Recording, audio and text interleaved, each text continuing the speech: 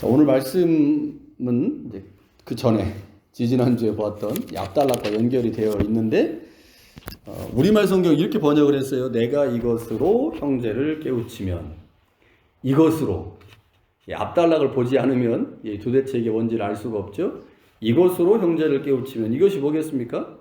바로 앞에 있는 5절에 나와 있는 하나님의 말씀과 기도를 의미하는 거죠.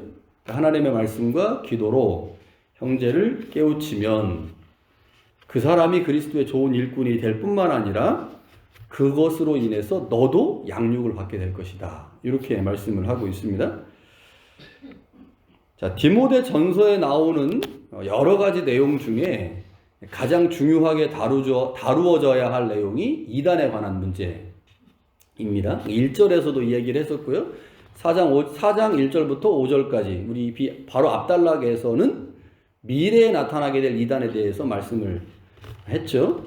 그 미래에 나타나게 될 이단, 영지주의적 이단인데 이들이 음식과 관련해서 공동체를 어렵게 할 것이다. 이렇게 얘기를 했어요. 자, 그런데 이거는 이제 미래에 있게 될 이단에 관한 내용이고, 지금 현재 디모데가 목회하고 있는 에베소 교회 안에 이단이 존재하고 있습니다. 그 이단들의 주된 가르침의 내용, 논쟁의 내용이 뭐냐면 신화입니다. 신화. 그래서 여기 7절에 보면 망령되고 허탄한 신화를 버리고 이렇게 돼 있죠. 1장에서도 마찬가지였어요. 신화와 족보를 가지고 공동체 안에서 다른 교훈을 전하는 자들이 존재하고 있었고, 이제 그들이 가장 위협적인 존재였기 때문에 바울은 1장에서 편지를 쓰면서 1장에서 그들에 관해서 언급했고, 이것을 잘 다루어야 된다라고 얘기를 했어요. 그것을 다루는 문제들을 이제 공동체 안에서 어떻게 해결해야 되는지 기도에 관한 이야기도 했고, 직분에 관한 이야기도 했습니다. 그리고 그거가 연결해서 예수님이 이 땅에 다시 재림하실 그때에는 이 이단보다 더 심각한 이단이 출현할 것이다. 그러니 그 이단들을 잘 막아낼 수 있도록 대비해야 된다. 이렇게 얘기를 했습니다.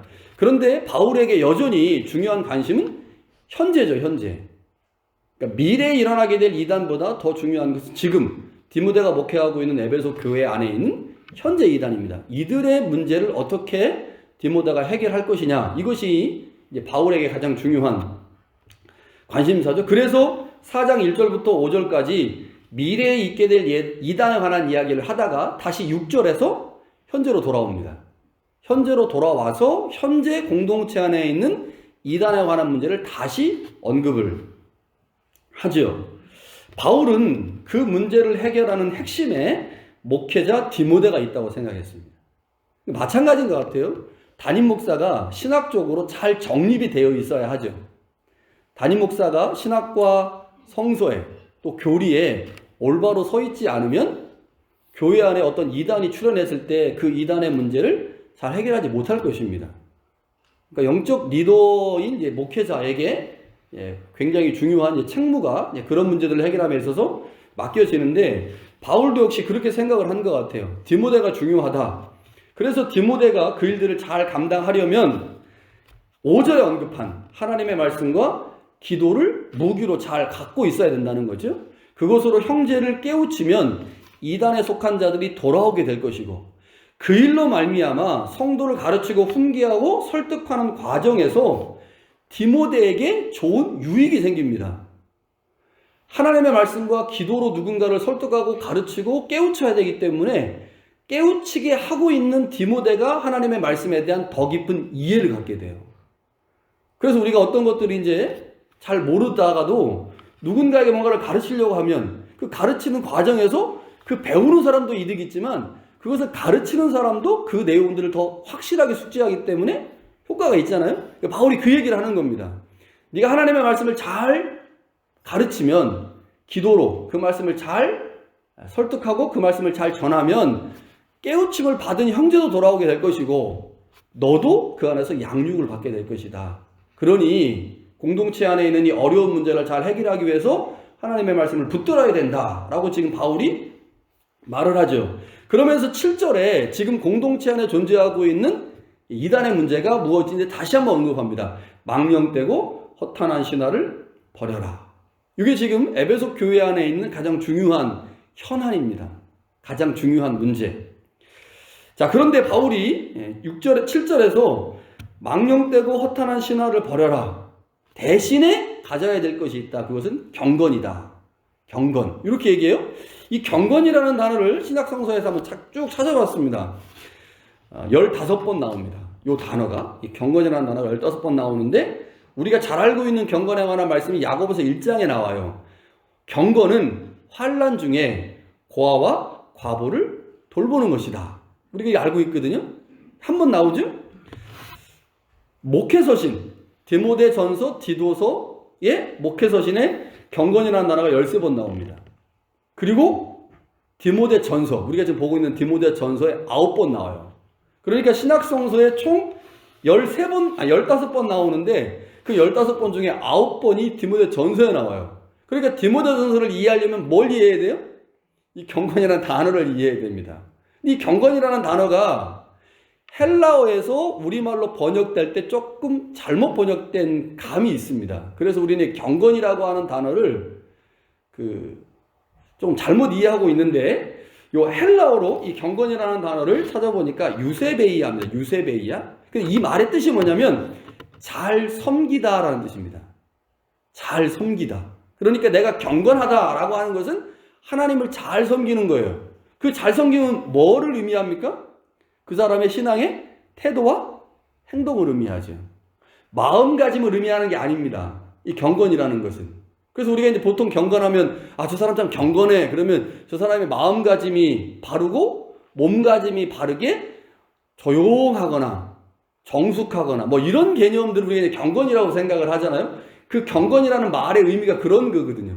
그러나 이 유세베이아라고 하는 말은 잘 섬기다라는 뜻입니다. 그러니까 지금 바울이 디모데에게 신화나 족보와 같은 것으로 논쟁하지 말고 그러한 이단들을 공동체 안에서 잘 해결내고 네가 해야 될 일은 경건에 이르는 거다. 경건, 훈련하는 거다. 그러면 바울이 디모데에게 요구하고 있는 경건이 뭐겠습니까?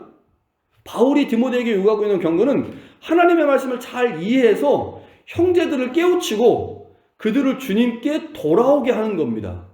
이게 뭐예요? 디모데가 하나님을 가장 잘 섬기는 방법이에요. 그러니까 저 사람이 경건하다. 참 경건해. 하나님 잘 섬기는 겁니다. 그러면 그 잘 섬긴다고 하는 것은 그 사람에게 주어진 직분을 잘 감당해야 그 사람이 하나님을 잘 섬기는 거죠. 디모데가 목회자이기 때문에 목회자로서 해야 될 일이 뭐예요? 지금 가장 중요한 현안? 공동체 안에 있는 이단의 문제를 해결하는 겁니다. 신화와 족보 때문에 얽혀져 있는 성도들의 신앙을 올바로 세우는 거죠. 문제가 있는 사람들을 깨우치고 돌이키게 하는 겁니다. 그렇게 하려면 하나님의 말씀을 잘 이해하고 알아야 되고 그 말씀으로 잘 가르쳐야 되죠. 그렇게 해서 사람들이 돌아오면 그게 바로 디모데가 할 수 있는 최고의 하나님 섬김입니다. 이게 경건이라는 거예요. 그러니까 족보와 신화와 같은 논쟁에 참여하지 말고 하나님의 말씀으로 그들을 잘 돌이켜서 다시 교회를 잘 세워가라. 이것이 네가 집중해야 될 일이고 이것이 바로 경건이다 라고 지금 바울이 얘기합니다. 그러면서 9절에 미쁘다 이 말이요 모든 사람이 받을 만하도다 이렇게 얘기해요. 이거는 디모데만 해당되는 게 아니라 목회자인 디모데만 해당되는 게 아니라 교회 안에 있는 3장에서 설명했잖아요. 직분자를 설명했잖아요. 장로와 집사라고 하는 직분을 설명했는데 장로, 감독과 집사의 직분을 받은 사람들이 각자의 직분을 잘 감당해서 그렇게 하나님을 섬기는 것은 모두 필요한 것이다. 이렇게 지금 바울이 이야기를 합니다. 자, 그런데 바울이 이 디모데를 생각하면서 한 가지 걱정되는 게 있었어요. 그러니까 지금 디모데가 교회 안에 있는 이단의 문제를 해결해야 돼요. 해결하려면 하나님의 말씀을 잘 이해하고 그 말씀을 가르쳐야 되고 그 일을 위해서 열심히 기도해야 됩니다.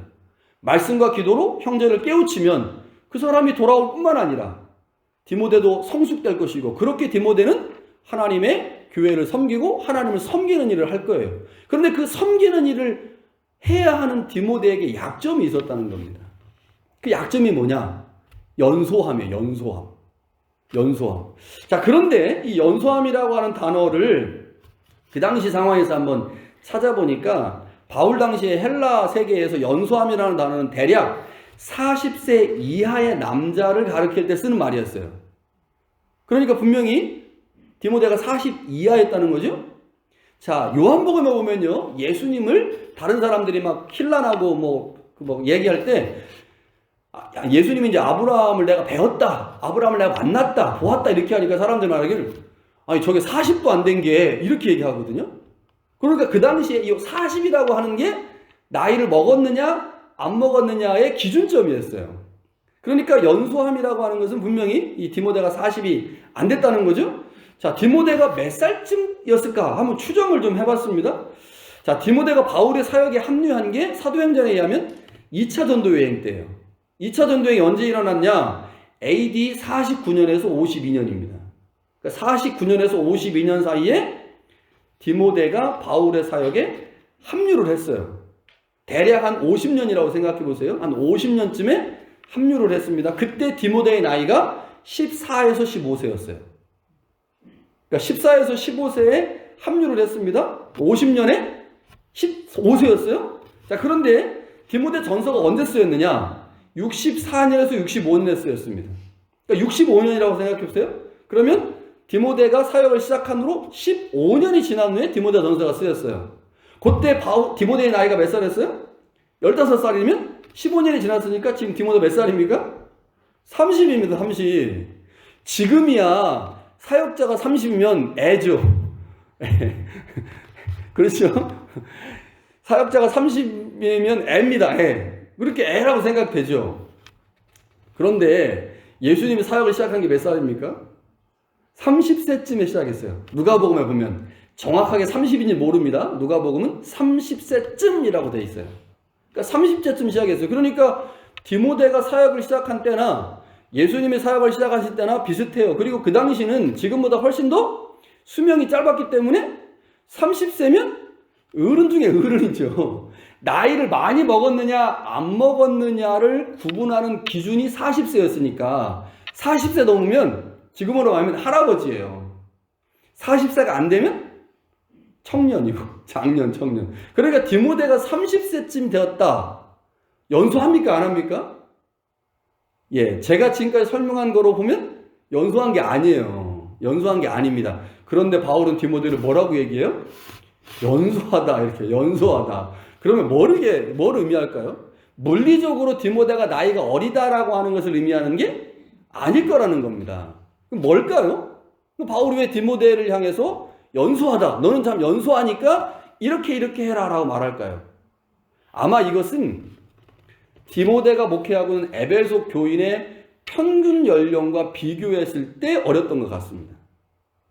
이게 이제 하나의 추측이고요. 그러니까 전체 연령과 비교했을 때 어렸다고 하는 것이고, 또 하나는 절대적 나이인 40세, 그러니까 40세를 넘기면 장로, 감독과 같은 이제 나이가 좀 있기 때문에 그 나이에 연륜이 묻어나잖아요.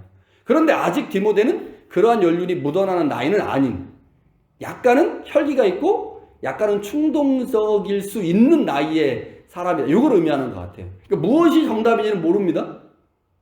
예, 전자가 문제, 후자, 두 가지 다 모두 포함하고 있는 게 아닐까 싶어요. 그러니까 어찌됐든 간에 바울은 디모데가 상대적으로 다른 교인들보다 어렸고 또 연륜을 가질 수 있는 나이보다 한참 모질한 나이이기 때문에 너의 약점은 연소합니다. 그래서 네가 교회 안에 있는 그 이단의 문제를 해결하고 교회를 잘 세워가기 위해서는 그 연소함이라고 하는 약점을 극복하고 해결해야 된다.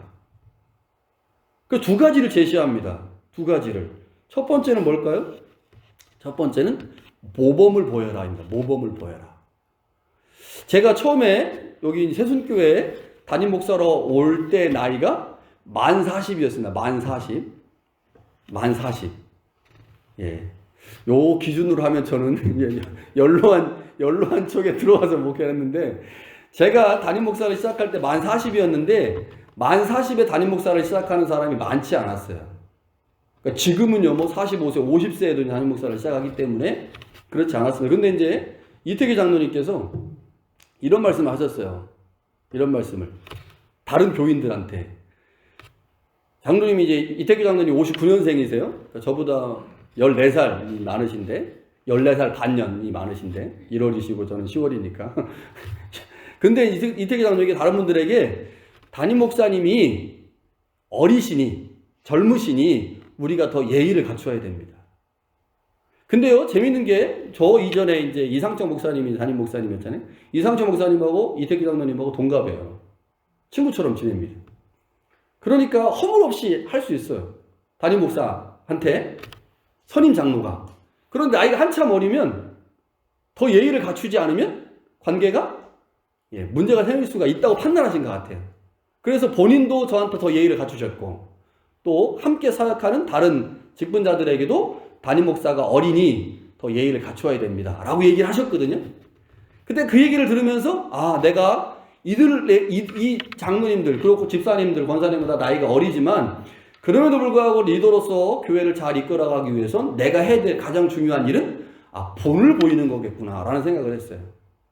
먼저 솔선수범해서 일하지 않으면 리더십이 생길 수 없겠구나. 문제가 일어날 수 있겠구나 생각을 했습니다. 바울이 지금 디모데에게 그것을 권면하는 게 아닌가 싶어요.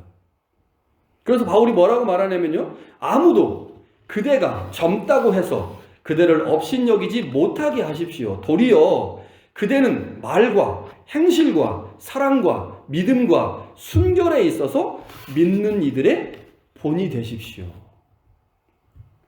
이게 약점을 극복할 수 있는 방법이라는 거죠. 그 방법을 바울이 디모데에게 아주 정확하게 제시를 해 주었고, 이로 인해서 디모데는 바울의 편지를 받고 난 후에 훨씬 더 많이 본이 되려고 애를 썼겠죠. 바울은 디모데에게 본이 되는 것 외에 또 다른 한 가지를 권면합니다. 그것은 디모데가 바울과 함께 있을 때 배운 하나님의 말씀을 기억하고 그것을 가르치라 라고 하는 겁니다. 13절에요. 내가 이를 때까지 읽는 것과 권하는 것과 가르치는 것에 전념하라.